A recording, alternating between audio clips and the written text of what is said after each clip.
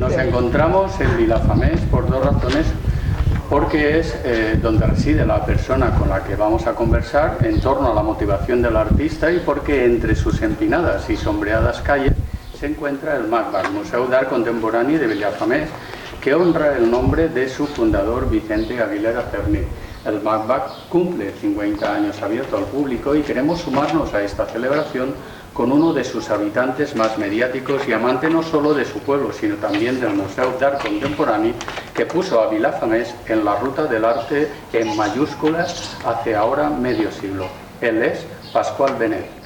Soy Pasqual Benet, soy psicólogo y coach, y es un placer estar aquí para participar en la entrevista que me va a hacer Joan Josep Soler, de la revista Sinergias, donde vamos a hablar de motivación y artistas.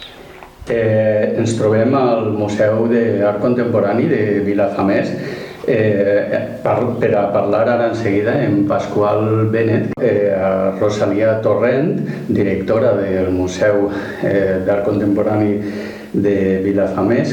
Quin va ser el motiu per el que va obrir este museu a Vilafamés? Pues ja te dic, fa 50 anys, i va vindre al poble un crític d'art, que és Vicente Aguilera Cerny, i li va agradar moltíssim el poble i va pensar en aunar els dos amors que tenia, un per el poble de Vilafamés i altre per l'art contemporani, i se va trobar precisament, es va trobar així amb Vicente Benet, que Vicente Benet és l'oncle de Pasqual Benet, que ara parlareu en ell, no?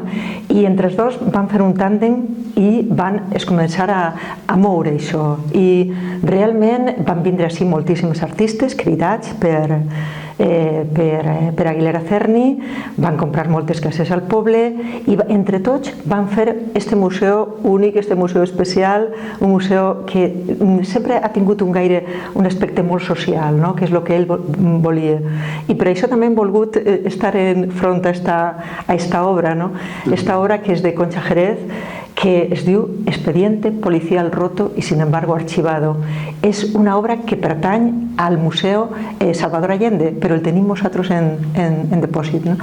Vull dir que en aquell moment es va fer un museu amb unes característiques socials molt importants i jo crec que va manejar el poble va manejar el museu. Jo crec que no s'entenen una cosa sense l'altra. I jo diré que estic molt contenta de que precisament així avui parleu, aneu a parlar en Pasqual. Anem a estar veient imatges del museu. Sabem que és un paradís d'artistes contemporanis espanyols, però també valencians. Sé que va ser molt complicat, però si tingueres que dir-nos els preferits o els més destacables, ja ho estic preguntant malament perquè deu ser complicat discriminar. Mira, jo te puc dir l'obra favorita d'Aguilera Cerny, que és La maternidad de Alberto. Una obra meravellosa, una obra que té la dolçor, l'expressió, ho té tot. I jo personalment m'agraden molt moltes obres del museu.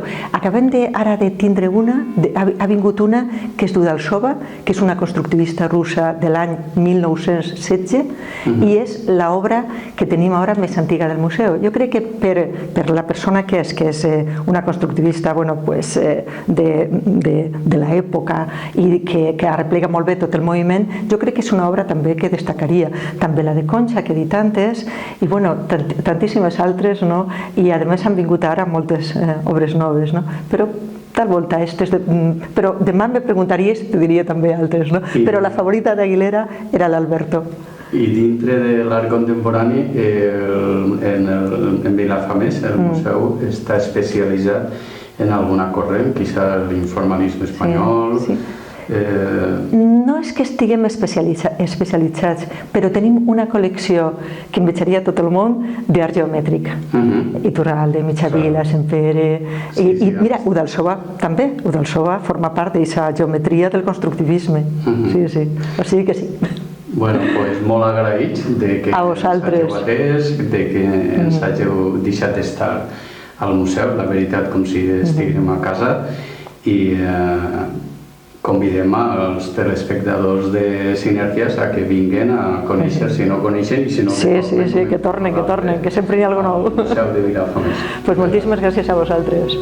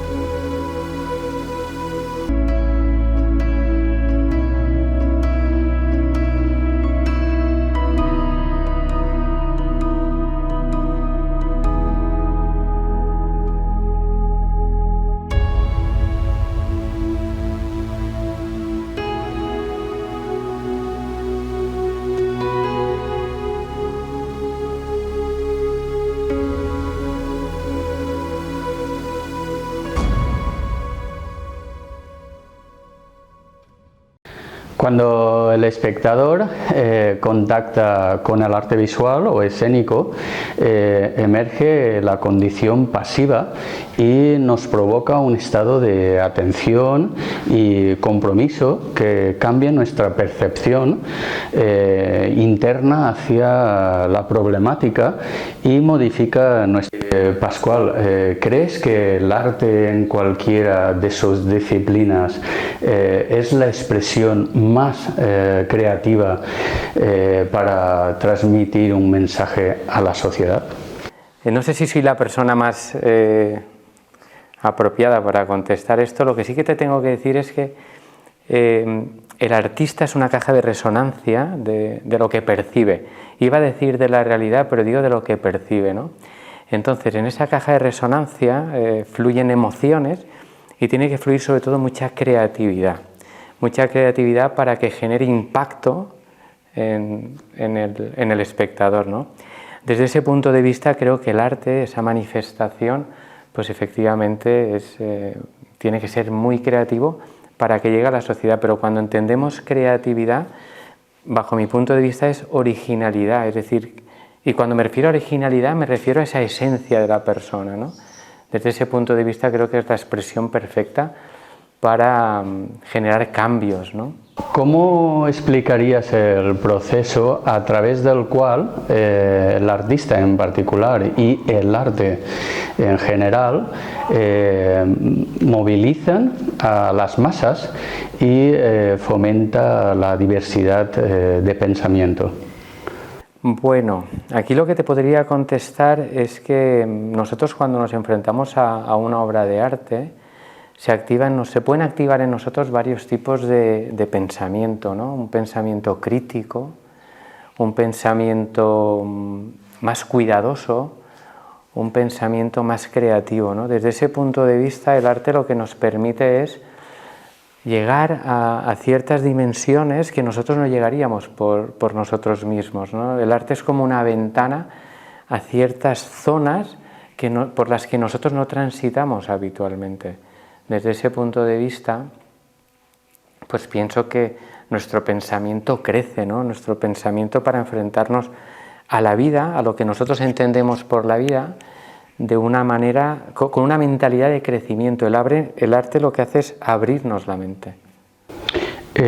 ¿Consideras el arte, es decir, la literatura, la pintura, la escultura, la performance, el teatro, nos estimula la participación del público, modifican nuestra percepción sobre ciertas problemáticas emergentes en la sociedad?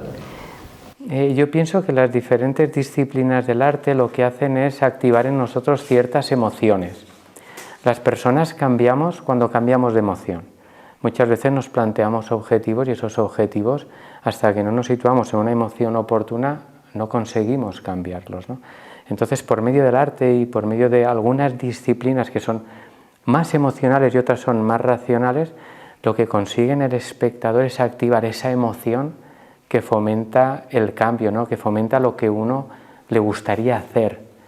Y luego hay disciplinas como por ejemplo la música, que bueno, ahí lo que hacemos es, somos seres que estamos conectados, ¿no? Entonces con la música sí que conseguimos que esas masas se conviertan en un uno. ¿Por qué? Pues por todas esas conexiones que tenemos por ser seres humanos, ¿no? Es la naturaleza nuestra la conexión. Y probablemente la música es aquel arte que conecta más a las masas. Otros tipos de arte pues pueden ser más individualistas, ¿no? En este sentido. El pensamiento y la actitud creativa nos ayudan a resolver problemas. Totalmente de acuerdo. La actitud creativa, la manera de buscar formas diferentes de enfrentarnos a la realidad, lo que nos permite es que esa percepción que nosotros tenemos, que es subjetiva, pueda cambiar. A mí me gusta decir que en vez de problemas tenemos retos por resolver. Solamente pensando que tenemos un reto por resolver, a mí en particular se me activa ya una emoción para pasar a la acción. Entonces el ser creativo lo que te permite es tener muchos recursos. Y el pensamiento, fíjate que esto lo hablamos siempre en psicología, nosotros no nos comportamos en función de las cosas que pasan, nos comportamos en función de lo que pensamos sobre las cosas que están ocurriendo. Los acontecimientos son neutros. Que tú estés aquí es algo neutro. Lo que yo piense respecto a que tú estás aquí va a generar en mí una emoción. Y esa emoción va a generar mi comportamiento. De ahí la importancia del pensamiento. El arte, cualquier tipo de arte, ¿es el alimento más nutritivo para la sociedad? Sonrío porque yo pienso que, vamos a ver, independientemente de que tenemos nuestras necesidades básicas que las tenemos que cubrir, el arte es un alimento muy, muy, muy nutritivo. Creo que Shakespeare decía que si esta frase de Shakespeare, si la música es el alimento del amor, déjala que suene, ¿no? Y efectivamente, nosotros nos nutrimos por todo aquello que nos genera una emoción. Fíjate que las emociones ni son positivas ni son negativas, o sea, las emociones son positivas, perdón, pueden ser agradables, desagradables, oportunas e inoportunas, ¿no? Y entonces por medio del arte nos alimentamos porque se despiertan en nosotros toda esa paleta de emociones que son importantísimas para vivir. Estamos hablando, o hemos mencionado, la música también, claro, pero el arte visual. El arte visual solo nos apela y nos llega con emociones. Acabamos de descubrir que excepto la literatura, que nos llega por la palabra, cualquier otra forma de expresión artística nos puede emocionar o no. Bueno, cualquier expresión artística te puede emocionar o no en función de cómo te sitúes tú frente a esa expresión artística. Cierto es que hay expresiones artísticas que pueden emocionarte más o menos. También depende de la cultura que tengamos nosotros respecto a lo que estamos percibiendo. A mí lo que me ocurre, por ejemplo, es que cuando yo estoy con un artista y me cuenta su obra y me cuenta cómo lo ha creado y me cuenta de dónde ha salido todo lo que yo estoy viendo, puedo conectar mucho más con él, ¿no? Entonces, para mí eso es... yo creo que sería la forma ideal de ver el arte, estar junto a la persona que lo ha creado, porque descubrirías una serie de matices que por ti solo no descubres. Cierto es también que cuando tú entras en una obra, el que tú no estés condicionado por lo que dice el artista, también te permite a ti pues soñar, ¿no? y expandirte. Vamos a empezar a complicar un poquito más la entrevista. No venía no es lo más complicado, no. Precisamente en la música, digamos que es el arte más popular, ¿no? La música es el arte que más consumimos todos, lo decías hace un momento.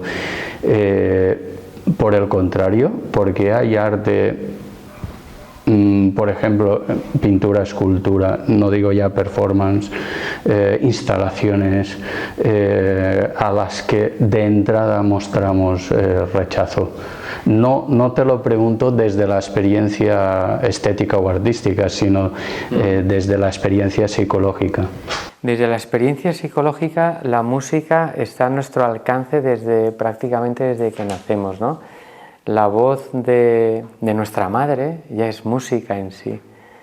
Entonces, cuando nosotros nos enfrentamos a la música, cuando nosotros estamos escuchando música, nos conectamos con esa fase de nuestra infancia que recordamos lo que nos cantaba nuestra madre, por ejemplo, ¿no? Y eso nos emociona. La música también es cierto que es muy fácil que esté a nuestro alcance. Tú vas conduciendo, puedes escuchar música. Tú sales a tomar algo, puedes escuchar música. Tú puedes ir a un concierto y escuchas música. Y normalmente la música la compartimos con muchísima gente. Y el compartirlo con muchísima gente también nos emociona. Creo que es un tema educativo también, ¿no? Y la música es que es muy fácil y todos tenemos la posibilidad de cantar y todos tenemos la posibilidad de coger un instrumento y todos tenemos la posibilidad de disfrutar. Te pongo un ejemplo, nos ponen un lienzo con un pincel y pinturas y disfrutaríamos, pero hay pocas posibilidades para que nos pongan un lienzo. Ahora nos ponen una guitarra, nos ponen un piano y nos acercamos, intentamos tocarlo, como que nos conectamos muy bien con la música. Ese es mi punto de vista, ¿no? Desde la parte más psicológica. ¿Qué ha de motivar al artista visual o escénico para seguir adelante? Me refiero, o lo preguntamos. ¿Qué tiene que motivar a un artista? Mira, la pregunta quizás sería ¿dónde habita la motivación del artista, ¿no? Si averiguamos dónde habita esa motivación, la conectaremos con qué tiene que motivar. Lo importante es que habite la motivación. Si no hay motivación, estamos perdidos. Cuando hablamos de motivación, siempre hablamos de dos tipos de motivación para entendernos. Una motivación más interna y una motivación más externa, ¿no? La motivación más interna es la que te conecta con lo que realmente te apetece hacer, con tu pasión, con lo que realmente te mueve, ¿no? Y te hace pasar a la acción. ¿Qué pasa? Que esa motivación interna a veces puede estar condicionada por la motivación externa. La motivación externa sería aquello que nosotros esperamos del otro para seguir avanzando. Ahí puede entrar toda esta parte de poder ofrecer mi obra, que mi obra sea valorada, que mi obra me permita tener un equilibrio personal y emocional, ¿no? Entonces, estamos en momentos muy complicados porque que alguien reconozca tu obra puede ser difícil, y yo me iría más a esa motivación intrínseca, que es lo que hace que yo pueda seguir creando para seguir viviendo, porque no vivimos solamente de la parte material, ¿no? Vivimos de la parte emocional. La clave, bajo mi punto de vista, está en acercarme como artista a donde están estas personas que pueden disfrutar de mi obra y ayudarme a que mi obra se mantenga y que yo pueda mantenerme, ¿no? Yo creo que el artista debe dejar, vamos a ver, me tienen que entender bien. Está muy bien toda la parte artística, pero tendrían que potenciar toda esa parte de acercarse a su público, de buscar a su público, porque su público es el que realmente va a poder cotizar esa obra y les va a dar esa gratitud, ¿no? de poder pagar por su obra y que puedan vivir de su obra. Precisamente nos encontramos con muchos artistas, tanto que han acabado el grado de Bellas Artes y comparten el mismo temor, y digo temor, con artistas ya consolidados que no quieren ir a las inauguraciones de sus exposiciones, temen o les desagrada ese contacto con su espectador, con quien va a contemplar sus obras. Es un poco lo que estás diciendo, pero no sé si forma parte del carácter introvertido del artista o de la persona, ¿no?, que es artista. Bueno, pueden haber muchas variables. Puede haber una variable de personalidad, que el artista pues sea una persona pues eso, más retraída, más metida en su mundo, y puede también haber una variable que es qué voy a percibir yo cuando el espectador esté viendo mi obra, cómo me voy a sentir. Porque si tú te sientes bien, eso es un refuerzo positivo. Si tú no te sientes bien, eso te puede condicionar, ¿no? ¿Y qué ocurre? Que muchas veces funcionamos por condicionamientos. Si yo me acerco a una exposición, la gente ve mi obra y yo percibo que no están disfrutando de mi obra, si no estoy muy seguro y no tengo una buena autoestima, eso me puede condicionar. Yo, a un nivel personal, lo que te tengo que decir es que cuando escribí, por ejemplo, mi libro, yo no es que tenía miedo de presentarlo, pero yo no estaba seguro si ese libro, a la hora de llegar a las manos de una persona que lo tuviera que leer y saborear, se sostendría, ¿no? Tuve muchos miedos, y cuando hice mi presentación, pues sí que tuve que ir, obviamente, y tuve mucha acogida, el calor de la gente que te quiere y eso te refuerza, ¿no? Al final uno tiene que estar convencido de que lo que realmente hace es importante para él y luego que sea importante para los demás, ¿no? Y seguimos desde la perspectiva del psicólogo. Ahí nos encontramos también con artistas para vivir y dedicarse a la creatividad artística. Lo digo porque la mayoría de artistas, sobre todo los que triunfan, una proporción muy elevada, han de dedicarse también a otras cosas, como por ejemplo la docencia, institutos, universidades, talleres, lo que sea, pero no pueden vivir únicamente de la venta de lo que hacen, ¿no? De lo que ellos quieren aportar artística y creativamente, desde la perspectiva psicológica. Bueno, desde la perspectiva más psicológica, yo creo que es necesario compaginar lo que es tu actividad artística con una actividad que te permita una seguridad. Entonces, sí es cierto que hay muchos artistas que se dedican a la docencia y a otro tipo de trabajos, ¿no? Porque desafortunadamente el arte no les permite cubrir aquellas necesidades básicas para poder vivir. Entonces, es necesario también desde un punto de vista emocional, porque desde ese equilibrio un artista luego puede enfrentarse a su faceta más creativa. Por lo tanto, yo creo que es necesario. Cierto es que valorar el arte, y yo no soy un experto en este tema, también es subjetivo, ¿no? Entonces, ¿quién valora tu arte? ¿Cómo valora tu arte? ¿Cómo se cotiza tu arte? ¿Por qué tu arte vale y el arte de otra persona no vale, ¿no? Y eso es un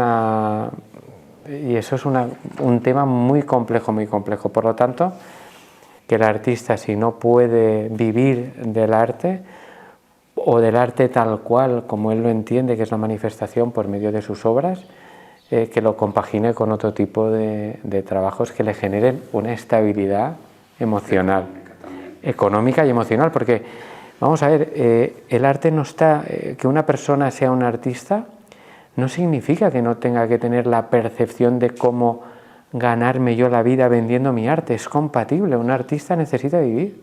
Entonces el dinero y el arte creo que no es incompatible. Tenemos que darle el peso que tenemos que darle para buscar un equilibrio.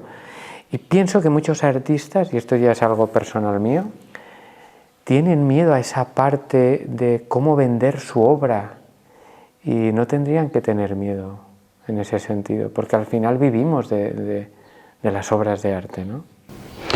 Hemos presentado la exposición, ha venido mucho público, se han vendido obras, pero parece que el punto y aparte sea entrar en una crisis, ¿vale? Una crisis temporal y cíclica. ¿Es posible alcanzar la felicidad después de una crisis? Sí, no te voy a decir que no. Tendríamos que definir qué es crisis y tendríamos que definir qué es felicidad. De muchos tipos. Claro. Sí. Si entendemos la felicidad como un bienestar subjetivo, porque para ti una cosa es la felicidad y para mí otra cosa es la felicidad. Si entendemos la crisis como algo que nos ha pasado, que nos ha removido, que nos ha generado mucho dolor, te tengo que decir que después de una situación de crisis, las personas, hay personas que salen más reforzadas y hay personas que salen menos reforzadas. Y aquí hay una serie de variables, ¿no? Desde un punto de vista psicológico. A la pregunta si se puede ser feliz después de una situación de crisis, yo te tengo que decir que sí. Siempre y cuando vamos a poner matices. Uno no vive de una manera diferente cuando ha pasado por una situación de crisis. Y hay situaciones de crisis muy dolorosas. Pero una persona puede encontrar un equilibrio emocional una vez ha pasado esa situación de crisis. Hoy en día, desde la psicología, hablamos de la resiliencia. La resiliencia es un término de la física. Un cuerpo resiliente es aquel que una vez ha sufrido una fuerza puede volver a su estado natural, ¿no? en un tiempo que se considere óptimo. A las personas nos pasa lo mismo. Las personas con resiliencia Las personas resilientes son aquellas que después de una situación de crisis pasan por un periodo de duelo y luego vuelven a experimentar ese bienestar integral. ¿Y cómo ser resiliente? ¿Qué hay que hacer para ser resiliente? Pues mira, agradecer, por ejemplo, sonreír, por ejemplo, trabajar la mentalidad de crecimiento, por ejemplo, ser generoso. Con todo esto tú construyes tu resiliencia y lo que construyes es ver el mundo desde otras opciones, ¿no? Y eso te hace que cuando tengas una situación de crisis, hay una palabra muy bonita que es la liviandad, pues no veas las cosas ni con gravedad ni con superficialidad, sino con liviandad, que le demos el peso que corresponde a cada cosa. Y es doloroso, muchas veces las crisis son dolorosas. Pero bueno, yo creo que una persona inteligentemente emocional es aquella que tiene que saber pasar por todas estas... También dependerá de las fortalezas acumuladas por cada uno, ¿no? Pero ¿qué factores contribuyen a vivir de una manera plena? La creatividad, la inteligencia emocional... Los factores que contribuyen a vivir de una manera plena es que tú te generes expectativas que sean realistas. Cuando tú te generas expectativas que no son realistas, sufres mucho, ¿no? Entonces, uno de los factores más importantes, independientemente de lo que te he contestado antes, es la introspección. La capacidad que tiene una persona para ser consciente de dónde está, qué necesita y hacia dónde quiere ir. Si conseguimos esto, y deberían enseñarlo más en los colegios y en los institutos, nosotros nos enfrentaríamos a la vida desde el optimalismo. Fíjate que esta palabra no existe y la nombro mucho. No es mía esta palabra es de un psicólogo de la Universidad de Harvard. Es vivir desde el optimismo y desde el realismo, ¿no? Cuando tú vives desde el realismo, pues entonces te puedes enfrentar a la vida con garantías de éxito, entendiendo el éxito como dormir bien. A veces se duerme bien y a veces se duerme peor, ¿no? La alegría, la curiosidad, la seguridad, la admiración, son sentimientos imprescindibles para aprender y crear. Mira, estas 4 emociones que acabas de nombrar, la curiosidad, la admiración, la alegría y la seguridad, son emociones básicas en todo proceso de aprendizaje. Yo, por ejemplo, que me dedico al arte de comunicar, a la comunicación, cuando consigo en mi auditorio o consigo que mis alumnos se sientan seguros, se sientan confiados, tengan seguridad y tengan alegría, a partir de ahí empieza el proceso de aprendizaje.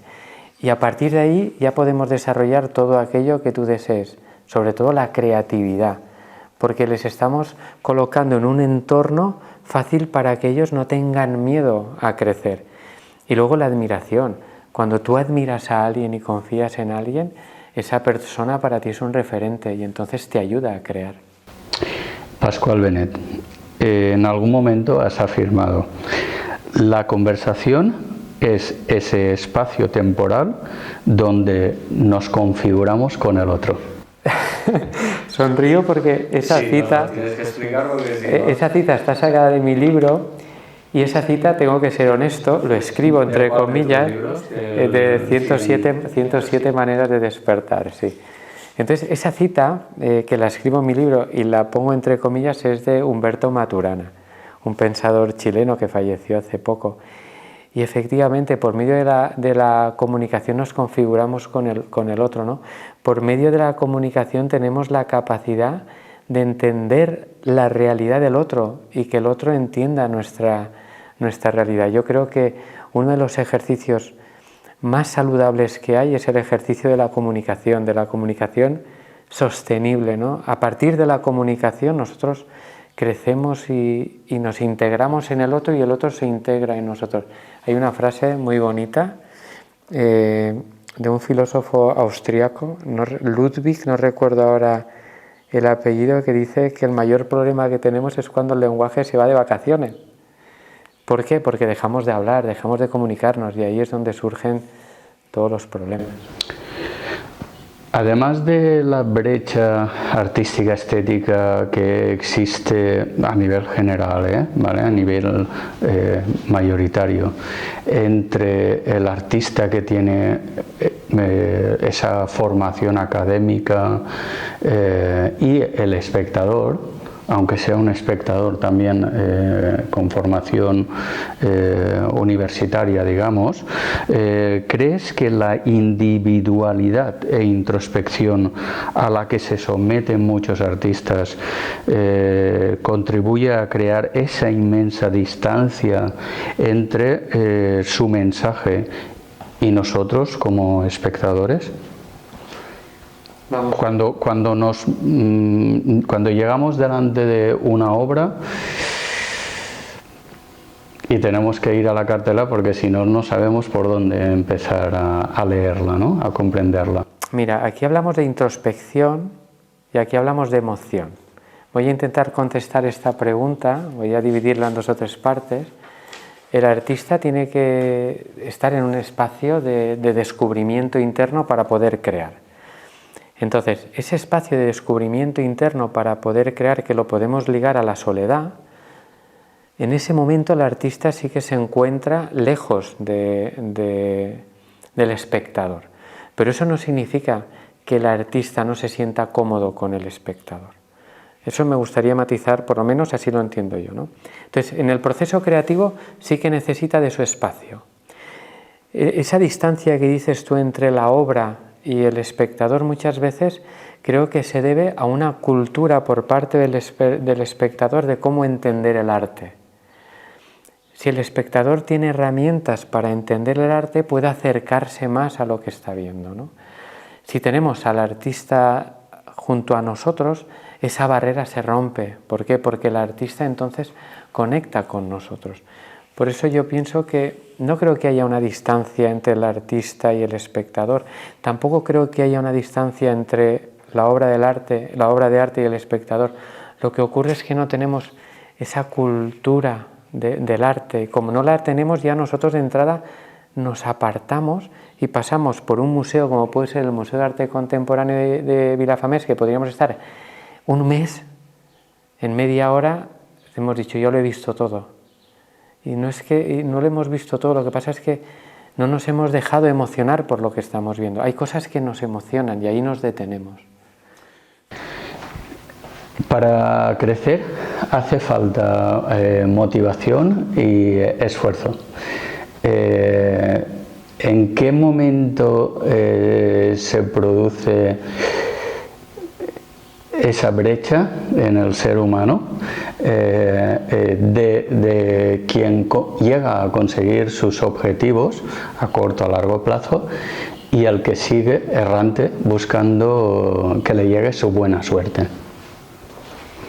Mira, para crecer dices que hace falta esfuerzo y motivación. Yo creo que para crecer hace falta trabajar de manera inteligente. Hay personas que se esfuerzan mucho y no consiguen sus objetivos, y es porque, bajo mi punto de vista, no trabajan de manera inteligente, no se marcan unos objetivos alcanzables, unos objetivos que se pueden medir, unos objetivos sostenibles, unos objetivos ecológicos con él y con el entorno, ¿no? No sabría decirte yo dónde está la brecha en que uno se puede abandonar a la suerte. Hay muchos artistas que dicen que, creo que lo decía Picasso, ¿no? Que la suerte te llega cuando estás pintando o te llega trabajando. La inspiración. O la inspiración te tiene que llegar trabajando, ¿no? Entonces, aquí puede haber una variable de personalidad. Una variable de personalidad, hay personas con más mentalidad de crecimiento, más mentalidad de emprender, más mentalidad de buscar sus objetivos, y hay personas que las experiencias que pueden tener a lo largo de la vida las frenen, ¿no? Aquí también hablamos de locus de control interno y locus de control externo. Las personas con locus de control interno, locus es lugar de localización, atribuyen a ellos toda su capacidad de crecimiento, atribuyen a ellos las cosas que pasan. Las personas con locus de control externo lo atribuyen a los demás. Cuando tú empiezas a atribuir a los demás lo que te está pasando, te puedes abandonar a la buena suerte. Cierto es que, por ejemplo, cuando somos niños perseguimos mucho más nuestros sueños, porque nadie nos dice que eso no lo puedes hacer, ¿no? Cuando somos mayores ya empezamos a encontrarnos con eso no lo puedes hacer, eso no depende de ti, eso será difícil y eso pues, te va condicionando. La experiencia estética reacciona mejor cuanto mayor es el rango de imágenes, sensaciones, sonidos, olores, sabores.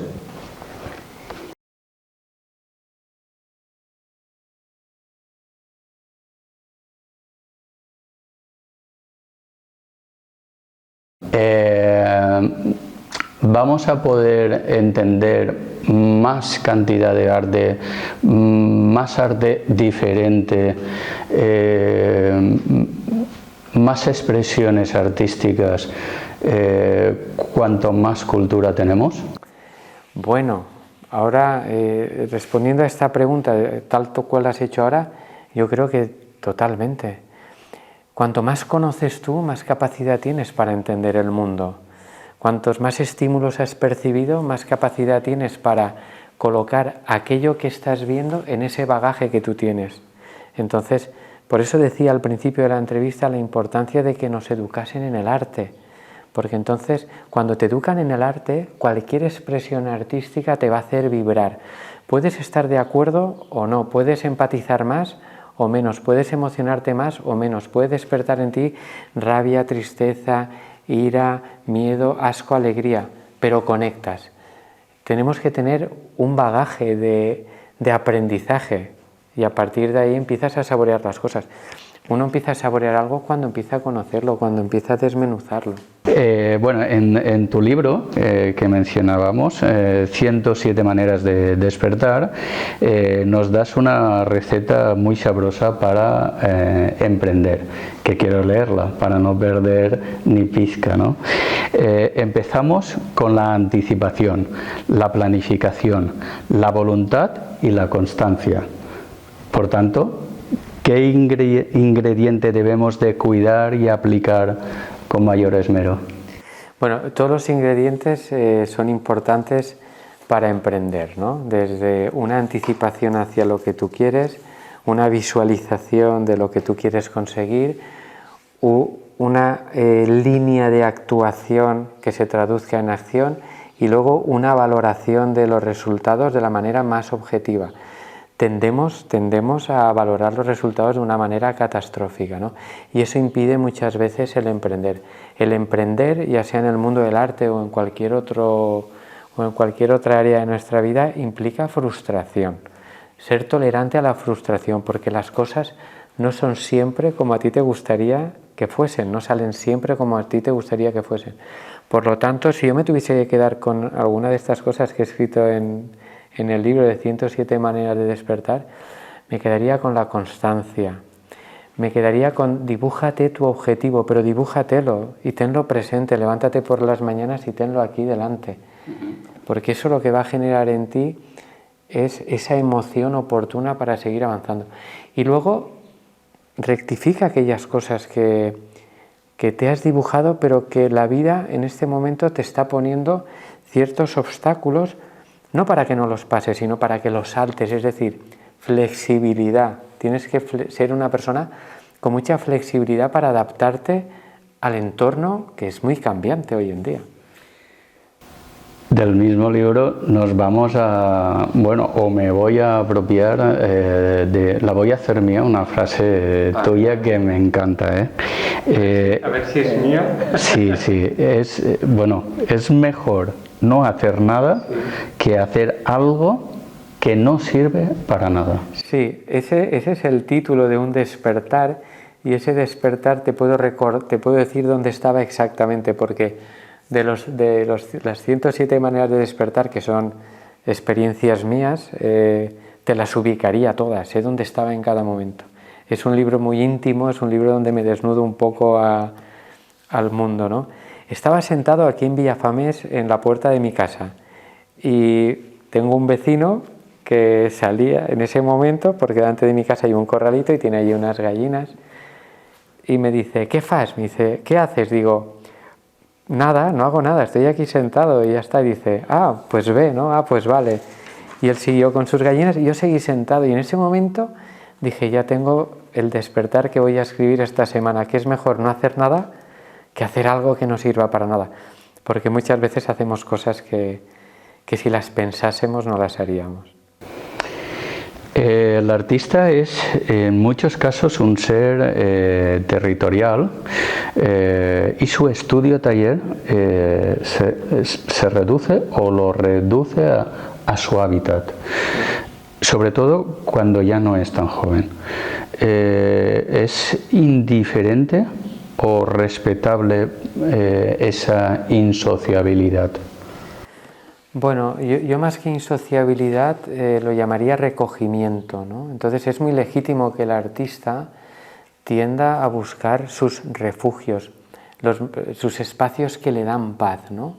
Y probablemente su estudio sea su hábitat donde las emociones que fluyen o que le fluyen a él, que pueden ser cualquier tipo de emoción, las pueda expresar sin ninguna censura, ¿no?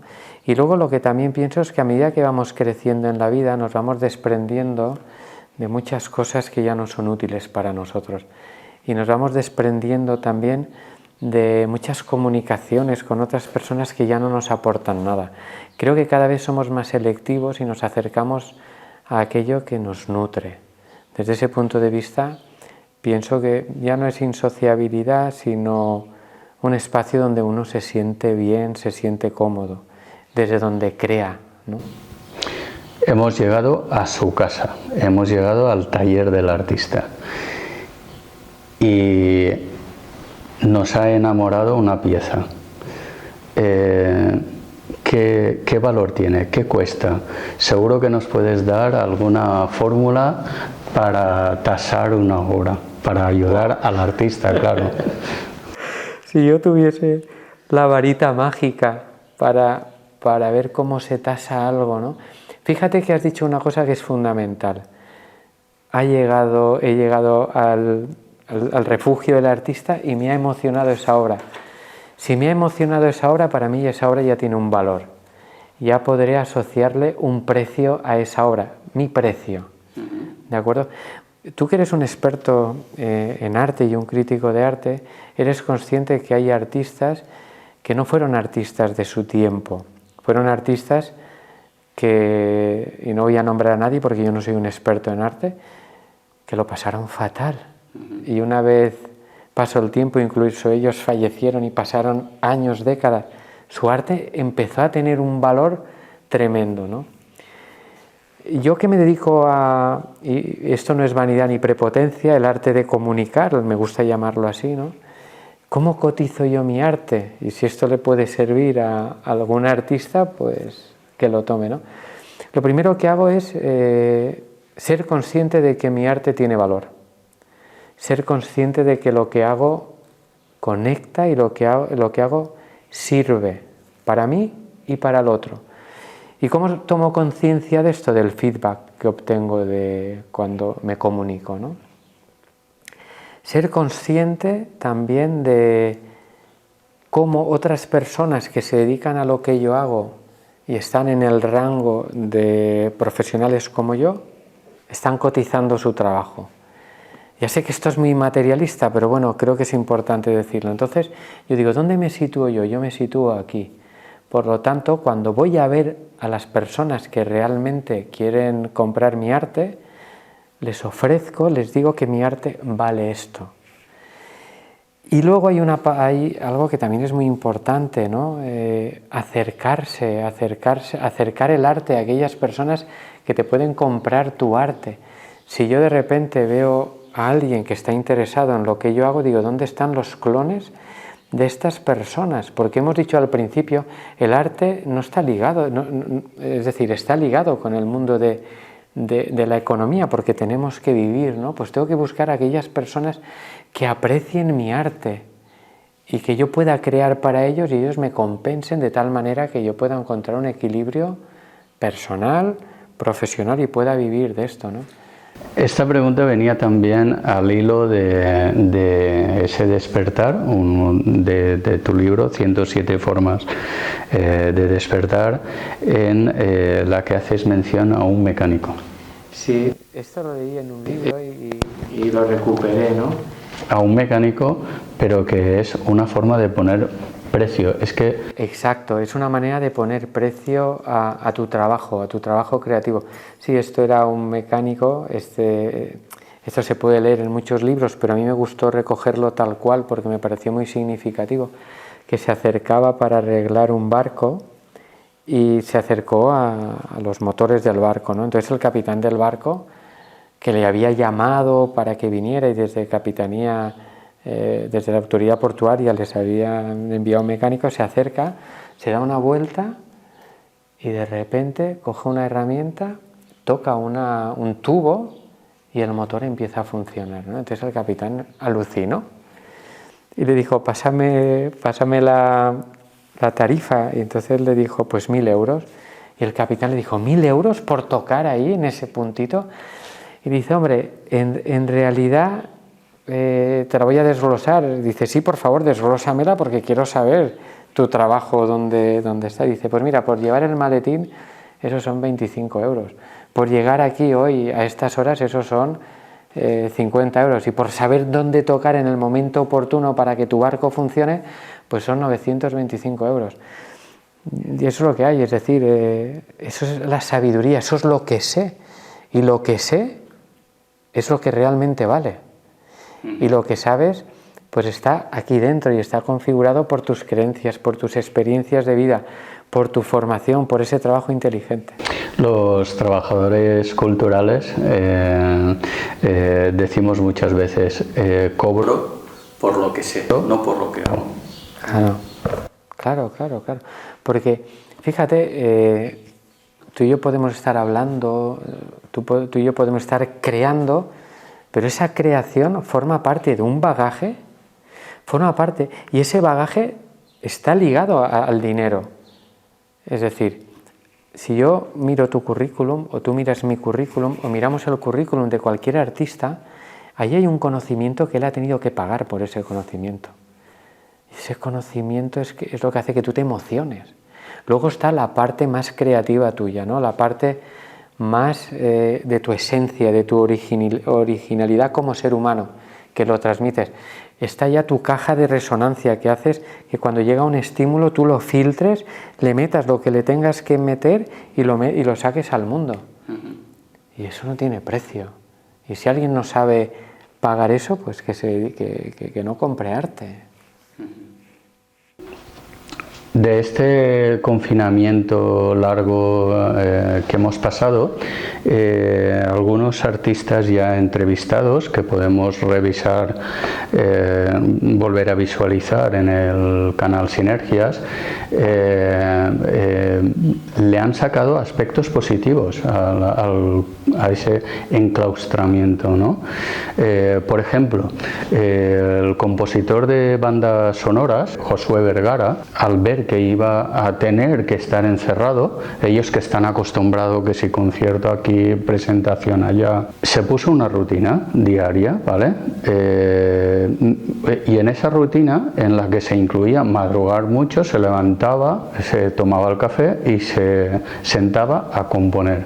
¿Qué pasó? Que tras el confinamiento nos contaba muy emocionado que había conseguido uno de sus trabajos más personales, que ha convertido no en disco sino en CD. O sea, ¿es posible esa positividad en un confinamiento?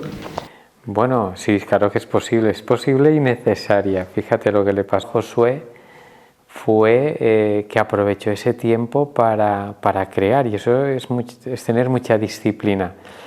Yo en este confinamiento aproveché los primeros 15 días que estuve confinado aquí en Vilafamés, donde vivo. A mí los días no tenía suficientes horas. Yo me levantaba a las 7 de la mañana y a las 9 de la mañana aún estaba trabajando. ¿Qué hice yo?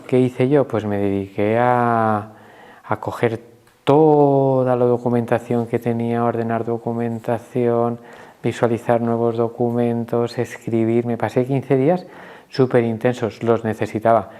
Vivimos en un mundo muy acelerado, entonces a veces necesitamos espacios para parar. Y esto fue un parón, esto fue, coger el freno de mano y derrapar, ¿no? Y así paramos todos. Entonces, si uno no sacó positividad a esto, es una lástima, ¿no? Hay personas que a lo mejor no pueden sacar la parte positiva porque no se encuentran bien, pero le entiendo perfectamente. Otro caso, el valenciano, no solo músico, sino el monstruo del jazz, Chimo Tebar, profesor de la Universidad de California, tuvo otra experiencia durante el confinamiento, planificar y poner en marcha un proyecto artístico, pero esta vez no musical, sino que puso en marcha Infinity Art a partir de un diseño, de una idea de él. Invitó a decenas de artistas que le han respuesto. Va a continuar como músico y director de jazz, pero tiene también Infinity Art, es otra posibilidad. He tenido la ocasión de escuchar a Chimo, y los espacios, por ejemplo el confinamiento, que es un espacio que te permite estar contigo mismo, aquí suelen salir muchos momentos para estar aburrido y para crear. Entonces, el tener espacios de sosiego, de tranquilidad, son espacios fundamentales para que aflore tu creatividad. Y digo aburrir y no lo digo en un sentido negativo. Desde el aburrimiento pones en marcha una serie de procesos cognitivos que te invitan a crear. Y ya no desde el aburrimiento, sino desde tu capacidad para decir, oye, no estoy metido en la vorágine del día a día. Entonces, tu cerebro como que se relaja, entra en otra dimensión, y si eres una persona que ya has creado, esa creatividad se potencia y es donde puedes generar nuevos proyectos. Una conclusión rápida se me ocurre, que es que el creativo da igual que tenga esa libertad para expresarse, que lo encierres. O sea, si es creativo, ha de crear. El creativo, si es creativo, ha de crear. Cierto es que se necesitan espacios para que tú te descongestiones del ritmo que llevas del día a día. Te voy a poner un ejemplo rápido. Yo cuando busco un título para una conferencia mía y no se me ocurre, me cojo las zapatillas y me voy a correr. Me voy por las montañas y bajo con 3 títulos. Necesitamos ese espacio para meternos en una dimensión diferente, romper con el ritmo y que surjan las ideas creativas. Seguimos con los artistas. José Antonio Picazo te pregunta, ¿cuál es la importancia de la creatividad en el desarrollo y creación de una empresa? Porque claro, el artista además es empresario, tiene que ser representante de lo que hace. Bueno, la creatividad en el mundo de la empresa. Yo una vez leí un artículo que me pareció muy bonito, donde decía que en todas las empresas tenía que haber un poeta, ¿no? El poeta lo que hace es simplificar lo complejo, o el artista simplifica lo complejo. El artista tiene capacidad para empatizar, el artista tiene capacidad para crear, y el artista tiene capacidad para encontrar belleza en la vida, ¿no? Y esto es fundamental en el mundo de la empresa. Una empresa, si no tiene ese componente creativo, que es la capacidad de pensar diferente, tiene los días contados. Con esto no quiero decir que siempre tengamos que estar pensando cosas diferentes, no. Con esto lo que estoy diciendo es que tenemos que tener la iniciativa de pensar y de aportar siempre un punto diferente a lo que estamos haciendo. Luego está la innovación, cómo poner eso en práctica. Por lo tanto, la creatividad en el mundo empresarial, bueno, tiene que ir de la mano, una cosa de la otra. Francesc Biosca te plantea, ¿crees que en el mundo del arte, cuanto más niño te sientes, más abierto estás a la creación? Totalmente de acuerdo. Cuanto más niño te sientes, creo que escribí hace poco, si yo fuese niño, cuando somos niños no es que estamos abiertos a la creación, es que somos creación en estado puro. y nadie nos censura, nadie nos dice que no. Y podemos con una caja construir una nave espacial, construir un coche o hacer una panadería dentro de una caja. Es decir, esa creatividad que tenemos a lo largo de nuestra vida, a lo largo de nuestra evolución, la gente nos va diciendo, lo he dicho antes, no puedes, no está tan bien, controla esto, controla lo otro, y la perdemos, y la vamos perdiendo. Por lo tanto, no dejemos de ser niños en ese sentido. Dos preguntas más de Cesc Biosca. Hay una frase entre los valencianos que dice arrima't als bons y serás un d'ells. Acércate a los buenos y serás uno de ellos. Bebe de los buenos y serás uno de ellos. Efectivamente, si tú, y no se trata de imitar a nadie, se trata de que tú percibas, de que tú veas y luego lo filtres y sea original tuyo, ¿no? Entonces el acercarte a los buenos lo que te permite es conocer qué es lo que están haciendo. Totalmente de acuerdo. A la hora de presentar las obras de un creativo, como tus conferencias, ¿crees que el orden y la estética captan la atención del espectador? Cuando hablamos de orden, yo entiendo por orden el tener claro lo que voy a decir y cómo lo voy a decir y presentarlo de una manera que sea entendible para el que escucha. Y luego la parte estética lo que hace, si consigues tener una buena parte estética en el arte que estás, en la disciplina de arte en la que tú te mueves, lo que consigues es activar una serie de emociones que provocan que tú te enganches con esa obra.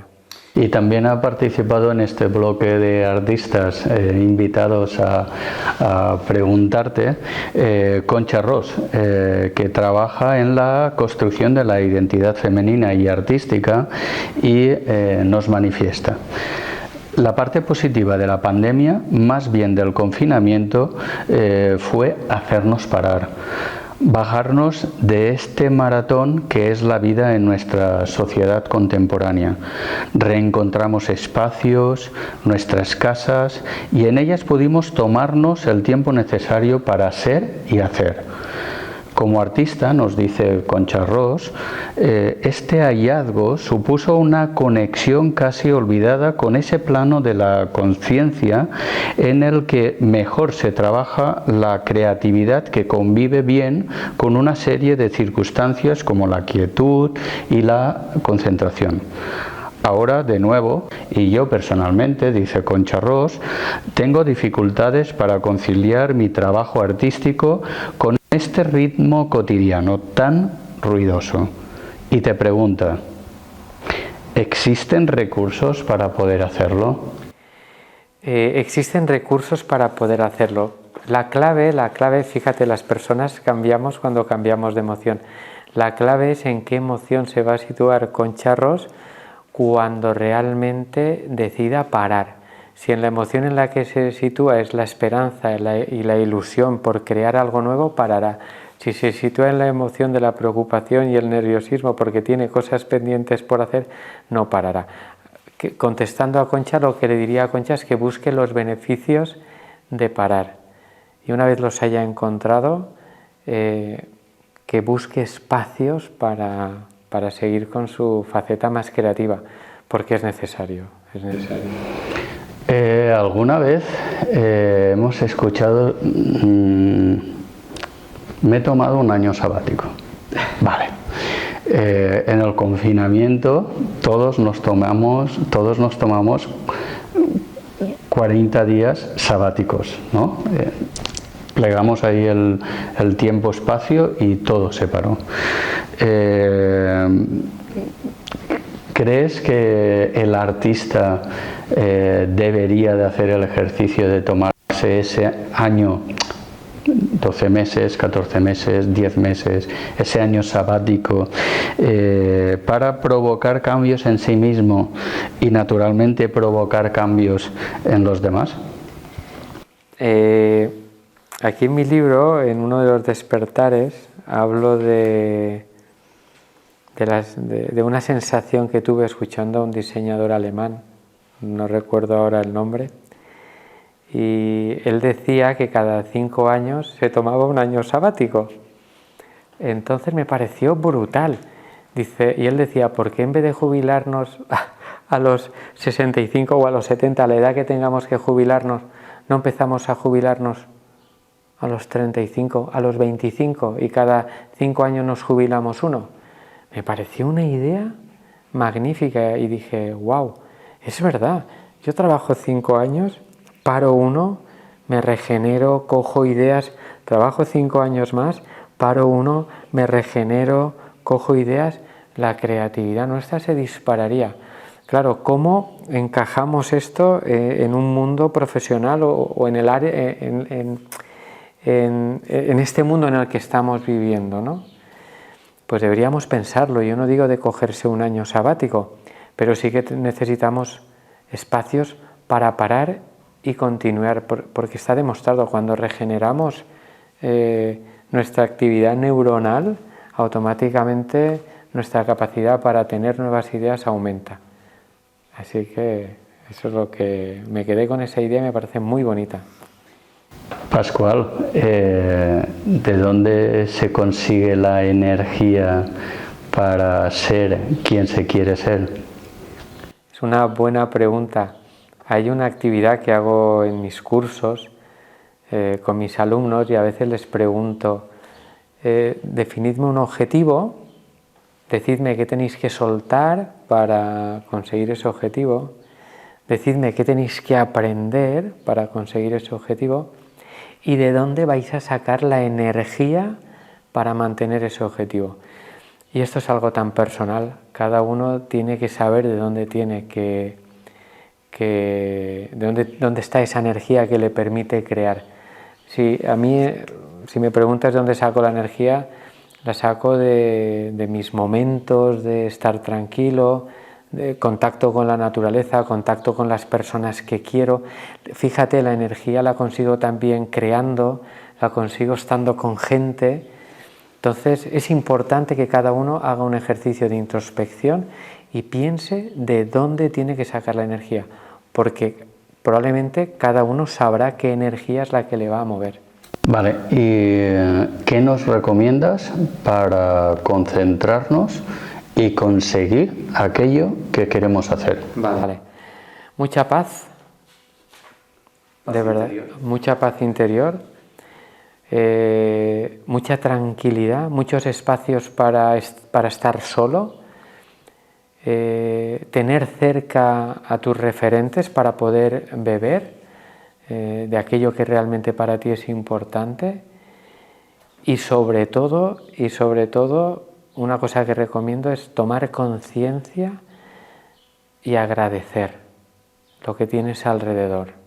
Tomar conciencia y agradecer, porque no tomamos conciencia y no agradecemos que podemos respirar, que podemos mover esta mano, que ahora tú y yo estamos disfrutando de esto porque hay una cámara aquí que está recogiendo estos sonidos y estas imágenes y eso es para flipar, simplemente para flipar. Bueno, yo no solo estoy disfrutando ahora, no sé si se está notando mucho, yo llevo ya un tiempo disfrutando porque desde que cayó este libro en mis manos, aunque lo tenía Pascual, pero no creo que se vea desde ahí, está todo subrayado, lleno de anotaciones. Naturalmente me ha servido para preparar esta entrevista, pero también es la que me inspiró y me confirmó a que tenía que conseguir hablar con Pascual Benet bueno, te voy a meter en un último aprieto para acabar, me gustaría que lo abrieras por donde quieras y que nos leas algo. Bueno, pues te voy a leer algo. Podría leer cualquier despertar, porque cualquier despertar me conecta con algo muy bonito. Pero voy a leer algo que escribí aquí en Villafamés y que hace referencia a de dónde consigo yo esa paz que hemos hablado para poder crear, ¿no? Y lo titulé Ventanas en las Tejas. Tengo que confesaros que a veces me quedo absorto mirando las tejas viejas de las casas viejas, de los corrales viejos, tejas rojas y anaranjadas salpicadas de moho, donde brotes silvestres, de plantas silvestres, de semillas silvestres que volaron de las montañas, encontraron un hueco para seguir viviendo a merced del sol, del agua, del viento. Tengo que confesaros que me encanta el aroma a tierra mojada y el sonido de la lluvia al llegar a las calles de piedra, después de mojar todas y cada una de las tejas, lluvia que desfila como un ejército disciplinado antes de llegar a los bancales, frente a la luz anaranjada de las farolas colgadas en las fachadas de cal blanca. Tengo que confesaros que también me gusta, después de la lluvia, tocar las últimas nubes que bajan al pueblo en forma de niebla y se pasean barnizando suavemente toda la piedra roja y los tonos verdes de las hojas de los almendros, algarrobos, olivos e higueras. He titulado esta píldora Ventanas en las tejas y no he hablado de ventanas. Las ventanas dibujadlas vosotros y bien grandes para seguir soñando cuando os tumbéis en la parte más alta de vuestras casas mirando al cielo.